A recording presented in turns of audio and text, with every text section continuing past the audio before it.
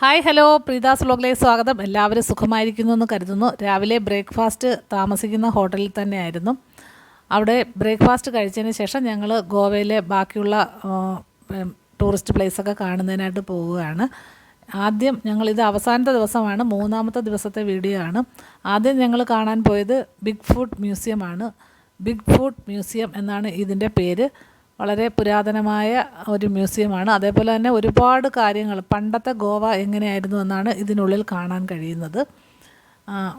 ആദ്യം കൊറോണയ്ക്ക് മുമ്പൊക്കെ ഇവിടെ വരുന്നവരെ ഇവർ പരമ്പരാഗത രീതിയിൽ സിന്ദൂരം അണിയിച്ചൊക്കെ ആയിരുന്നു ഇതിനുള്ളിലേക്ക് കയറ്റുന്നത്. ഇപ്പോൾ പിന്നെ കൊറോണയ്ക്ക് ശേഷം അത് നിർത്തിവെച്ചു. ഇത് അതിൻ്റെ എൻട്രൻസ് ആണ് കാണുന്നത്. ഒരാൾക്ക് 125 രൂപയാണ് പാസ് ഇതിനുള്ളിൽ കടക്കുന്നതിന്. വീഡിയോഗ്രാഫി ഫോട്ടോഗ്രാഫിയൊക്കെ എടുക്കുക, ഒരു കുഴപ്പമില്ല. അതുകൊണ്ട് കുറച്ച് വീഡിയോ ഒക്കെ ഞാൻ എടുത്തിട്ടുണ്ട്. രാജാവിൻ്റെ പല്ലക്ക്, അതേപോലെ പണ്ടത്തെ ഗോവ എങ്ങനെയായിരുന്നു എന്നാണ് കാണുന്നത്. നമ്മളുടെ കേരളം പോലെ തന്നെ ഏകദേശം കേരളത്തിലെ അതേ ജീവിത രീതിയും പരമ്പരാഗത ജീവിത ശൈലികളും ഒക്കെയാണ് കാണുന്നത്. നമ്മൾ ചെളിയൊക്കെ കുഴച്ച് മൺപാത്രങ്ങളൊക്കെ ഉണ്ടാക്കുന്നതും, അതുപോലെ ഓല മെടയുന്നതും, പിന്നെ കോഴിയെ ഒക്കെ വളർത്തുന്നതും അതൊക്കെ തന്നെയാണ്. മിക്കവാറും എല്ലാം ഗോവയുടെ ആ പ്രകൃതി സൗന്ദര്യവും അതുപോലെ ക്ലൈമറ്റും എല്ലാം നമ്മുടെ കേരളത്തിലെ പോലെ തന്നെയാണ്. മഴയും വെയിലും ഒക്കെ ഉണ്ട്. അതേപോലെ തന്നെ അധികം ചൂടും അധികം തണുപ്പും ഒന്നുമില്ല. എല്ലാം കൊണ്ട് ഞാൻ കണ്ടത് കേരളത്തിലെ അതേ രീതിയിൽ. അതേപോലെ തെങ്ങൊക്കെ ഇഷ്ടം പോലെ, തെങ്ങും തേങ്ങയൊക്കെ ഇഷ്ടം പോലെ പിടിച്ച് കിടപ്പുണ്ട്. പിന്നെ ശീമച്ചക്ക, പറങ്കിമാവ്, ഇതൊക്കെയാണ് അവിടെ ഏറ്റവും കൂടുതൽ നമുക്ക് കാണാൻ കഴിഞ്ഞത്. അതേപോലെ ചെമ്പരത്തിപ്പൂ വരെ നമുക്ക് കാണാൻ കഴിഞ്ഞു. അത്രയ്ക്ക് കേരളമായിട്ട് വളരെയധികം സാദൃശ്യമുള്ള ഒരു സ്ഥലമാണ് ഗോവ. ഇത് ഞങ്ങളുടെ കൂടെ വന്ന ആൾക്കാരെല്ലാം ഇങ്ങനെ കാണാനായിട്ട് ഓരോ സ്റ്റെപ്പായിട്ടാണ് ഏറ്റവും പുരാതനമായ ഗോവ എങ്ങനെ ആയിരുന്നു എന്നുള്ളത്, അവരെങ്ങനെ പുരോഗമിച്ച് വന്നു എന്നാണ് ഈ മ്യൂസിയത്തിൽ കാണുന്നത്. ഒരുപാട് കാര്യങ്ങൾ അതിൽ കാണിക്കുന്നുണ്ടായിരുന്നു.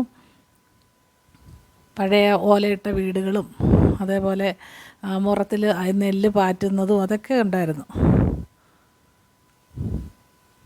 പിന്നീട് ഇതാണ് അല്പം, ഇത് പറങ്കിമാവിൻ്റെ ചാറ് എടുത്താണ് അവർ അവിടെ ലിക്വറായിട്ട് ഉപയോഗിക്കുന്നത്. അതിൻ്റെ ചാറ് ചവിട്ടിയായിരുന്നു അന്നത്തെ കാലത്ത് പിഴിഞ്ഞിരുന്നത്. ഇപ്പോൾ അത് വലിയ ഫാക്ടറികളിലൂടെ വളരെ അവിടുത്തെ പ്രധാനപ്പെട്ട ഒരു ഉൽപ്പന്നമായിട്ടാണ് മാറിയിരിക്കുന്നത്. ഗോവൻ ഫെനി എന്നാണ് പറയുന്നത്. ലിക്വറാണ്, എല്ലാവർക്കും വളരെ ചീപ്പ് റേറ്റിൽ കിട്ടുന്ന ഒരു ലിക്വറാണ് ഗോവൻ ഫെനി. അതവിടെ എല്ലാ ആൾക്കാരും കുടിക്കുന്നത് കാണാം, വാങ്ങിക്കുന്നതും കാണാം. എല്ലാ ഷോപ്പിലും, മിക്കവാറും ലിക്വർ ഷോപ്പാണ് കൂടുതലും, അവിടെ എല്ലാം അത് ഉണ്ട്. പക്ഷെ നമുക്ക് കൊണ്ടുവരാൻ പറ്റില്ല. കൊണ്ടുവരണമെങ്കിൽ ഭയങ്കര ഫൈൻ അടിക്കും. അതുകൊണ്ട് ആർക്കും ഗോവയിൽ നിന്ന് അത് കൊണ്ടുവരാൻ പറ്റില്ല. ഇത് ഒരു ഒരു ശിവഭഗവാനെ പ്രാർത്ഥിച്ച് ഒരാൾക്ക് ദർശനം കിട്ടിയ ഒരു ടെമ്പിൾ, അതിന് ഉള്ളിലുള്ളതാണ്. അതിൻ്റെ ഒരു ഫുഡാണ് കാണുന്നത്. അങ്ങനെ ഗോവൻ മ്യൂസിയത്തിലെ ബിഗ് ഫുഡ് മ്യൂസിയത്തിലെ കുറേ കാഴ്ചകളൊക്കെ കണ്ടതിന് ശേഷം ഞങ്ങൾ അടുത്തത് മങ്കേഷി ടെമ്പിൾ, അതാണ് ഇത് കാണുന്നത്. ലതാ മങ്കേഷ്കറുടെ നാടാണ് ഈ മങ്കേഷി ടെമ്പിൾ സ്ഥിതി ചെയ്യുന്ന ആ സ്ഥലം. നമ്മുടെ ഗായിക ലതാ മങ്കേഷ്കറുടെ നാടാണ് എന്നാണ് പറഞ്ഞത്. അപ്പോൾ അത് ഇങ്ങനെ സ്റ്റെപ്പ് കയറി മുകളിലോട്ട് ചെല്ലുമ്പോൾ ശിവക്ഷേത്രമാണ്. പക്ഷേ ഉള്ളിലോട്ട് നമുക്ക് വീഡിയോ എടുക്കാൻ സമ്മതിക്കത്തില്ല. പിന്നെ അതിൻ്റെ മുറ്റത്തൊക്കെ നിന്ന് നമുക്ക് കുറച്ച് ഫോട്ടോകളും വീഡിയോകളും ഒക്കെ എടുക്കാൻ പറ്റും. വളരെ നല്ല ഒരു ഗോവൻ സ്റ്റൈലിലുള്ള ഒരു അമ്പലമാണ്. പിന്നീട് ഞങ്ങൾ പോയത് സെൻറ്റ് ഫ്രാൻസിസ് ചർച്ച്. ഇത് വളരെ പുരാതനമായ ഒരു ചർച്ചാണ്. ഇതിൽ സെൻറ്റ് ഫ്രാൻസിസിൻ്റെ മൃതദേഹം അതിൽ കേടുകൂടാതെ അവരിപ്പോഴും സൂക്ഷിച്ചിട്ടുണ്ട്. 12 വർഷത്തിലൊരിക്കൽ മാത്രമേ അത് താഴെ എടുത്ത് എല്ലാവർക്കും പൊതുദർശനത്തിന് വയ്ക്കും. ആ സമയത്ത് ഇവിടെ ഭയങ്കര റഷാണ്. ഏക്കറുകളോളം പരന്ന് കിടക്കുന്ന ഒരു വലിയ ചർച്ചാണ് ഇത്. ഓൾഡ് ഗോവയിലാണ്. വളരെ ഒരുപാട് ടൂറിസ്റ്റുകൾ വന്ന് കാണുന്ന ഒരു സ്ഥലമാണ്. നമുക്ക് ഇതിനുള്ളിലും ഫോട്ടോഗ്രാഫി നിരോധിച്ചിരിക്കുകയാണ്. എങ്കിലും ഉള്ളിൽ കയറി നമുക്ക് ഈ സെൻറ്റ് ഫ്രാൻസിസിൻ്റെ ശവകുടീരം അതൊക്കെ നമുക്ക് ഗ്ലാസ്സിലൂടെ കാണാൻ കഴിയും. ഗോവയിൽ വരുന്നവരെല്ലാം കണ്ടിരിക്കുന്നതും കാണുന്നതുമായ ഒരു സ്ഥലമാണ് ഈ ചർച്ച്. പിന്നീട് ഞങ്ങൾ വന്നവരെല്ലാം കൂടെ ചേർന്നിട്ട് ഒരു ഗ്രൂപ്പ് ഫോട്ടോയും വീഡിയോ ഒക്കെ എടുക്കുന്നതാണ്. അതിൻ്റെ ആ പഴയ തനിമ തന്നെ നിലനിർത്തി അവർ അത് സൂക്ഷിച്ചിട്ടുണ്ട്, പെയിൻ്റൊന്നും അടിക്കാതെ.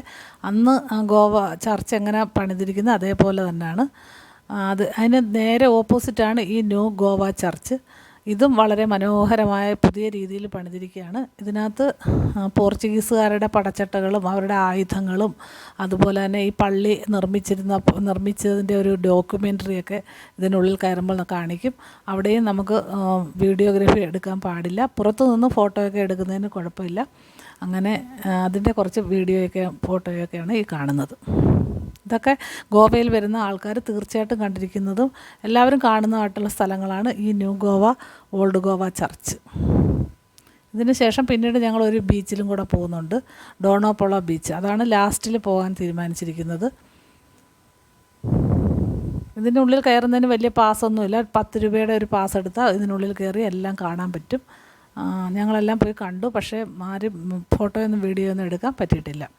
അതിലേക്ക് പോകുന്ന വഴിക്കുള്ള പൂക്കളാണിത്. ഒരുപാട് ഗാർഡനൊക്കെ ഉണ്ട് അതിനകത്ത് പോകുന്ന വഴിക്ക്. പിന്നീട് ഉച്ചയോടുകൂടി നമ്മൾ ഗോവൻ താലി, യഥാർത്ഥ ഗോവ ഫിഷ് താലി അന്ന് ഉച്ചയ്ക്കാണ് നമുക്ക് കഴിക്കാൻ പറ്റിയത്. ഏത് സ്ഥലത്ത് ചെല്ലുമ്പോഴും അവിടുത്തെ ഒരു സ്പെഷ്യൽ ഐറ്റം നമ്മൾ കഴിക്കണമല്ലോ. അതുകൊണ്ട് അന്ന് ഉച്ചയ്ക്ക് എല്ലാവർക്കും ഗോവൻ ഫിഷ് താലിയാണ് തന്നത്. നമ്മുടെ നാട്ടിലെ പോലെ തന്നെ തേങ്ങ അരച്ച മീൻകറിയായിരുന്നു. നല്ലൊരു ഫുഡായിരുന്നു. പിന്നീട് അന്ന് വൈകിട്ട് 6:10 ട്രെയിൻ കൊച്ചുവേളി അമൃത്സർ കൊച്ചുവേളി ട്രെയിനിലാണ് ഞങ്ങൾ തിരിച്ചിങ്ങോട്ട് യാത്ര തിരിച്ചത്. എല്ലാം കൊണ്ടും വളരെ മനോഹരമായ ഒരു യാത്രയായിരുന്നു ഈ ടൂർ പാക്കേജ് വഴി വരുമ്പോൾ നമുക്ക് ഒരുപാട് ബുദ്ധിമുട്ടൊന്നുമില്ലാതെ എല്ലാ സ്ഥലങ്ങളിലും അവർ കൊണ്ടുപോയി കാണിക്കും. വളരെ ഉത്തരവാദിത്വത്തോടുകൂടി നമ്മളെ അവർ കൊണ്ടുപോവുകയും ചെയ്യും. അതുകൊണ്ട് എപ്പോഴും യാത്രകൾ ഇഷ്ടപ്പെടുന്നവർ ഇതുപോലെ ടൂർ പാക്കേജുകൾ എടുക്കുന്നതാണ് ഏറ്റവും നല്ലതായിട്ട് എനിക്ക് തോന്നുന്നത്. പിന്നീട് നമ്മൾ തിരിച്ച് പിറ്റേ ദിവസം ഉച്ചയ്ക്ക് 1 മണിയോടുകൂടി കൊല്ലം റെയിൽവേ സ്റ്റേഷനിൽ എത്തിച്ചേർന്നു. അങ്ങനെ എല്ലാം കൊണ്ടും വളരെ മനോഹരമായും അടിച്ചു പൊളിച്ച ഒരു യാത്രയായിരുന്നു എൻ്റെ ഗോവൻ യാത്ര. ഇത്രയൊക്കെ ഈ വീഡിയോയിൽ പറയാനുള്ളൂ. മറ്റു വിശേഷങ്ങളുമായി വേറൊരു വീഡിയോയിൽ കാണാം. ബൈ.